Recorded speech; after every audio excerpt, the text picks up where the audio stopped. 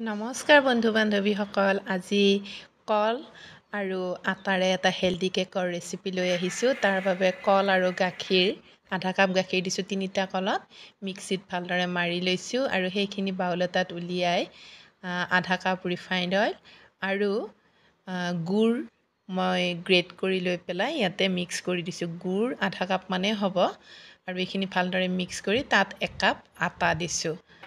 এইখিনি এতিয়া ভালদৰে মিক্স কৰি ল'ম আৰু তাত প্ৰয়োজন অনুযায়ী বেকিং পাউডাৰ আৰু বেকিং চ'ডা ইউজ কৰিম। যিহেতুকে 1 কাপ আটা দিছোঁ মই, সেইবাবে এচামুচৰ জোখত বেকিং পাউডাৰ দিছোঁ আৰু বেকিং চ'ডা দিছোঁ এচিকুট। এইখিনিও ভালদৰে মিহলাই লৈছোঁ আৰু এটা বাউলত এইখিনি ট্ৰান্সফাৰ কৰিম। তাৰ আগতে বাউলটোত মই ভালদৰে, আচলতে এইটো টিফিন বাতি হয়, ইয়াত ৰিফাইণ্ড অইল অকণমান সানি লৈছোঁ আৰু তাত এইখিনি এতিয়া দি দিছোঁ।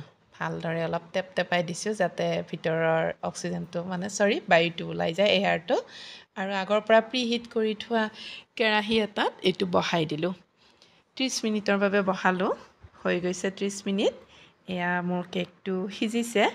এডাল কাঠি লৈ পেলাই চাইছোঁ, এয়া অকণমানো একো লাগি অহা নাই, তাৰমানে কেকটো হৈ গৈছে। ইয়াতে আপোনালোকে টুটি ফ্ৰুটি ইউজ কৰিব পাৰে। মই একদম চিম্পলকৈ বনালোঁ। এইটো এতিয়া ডিমল্ড কৰিম। চাবচোন বাৰু কেনেকুৱা হৈছে।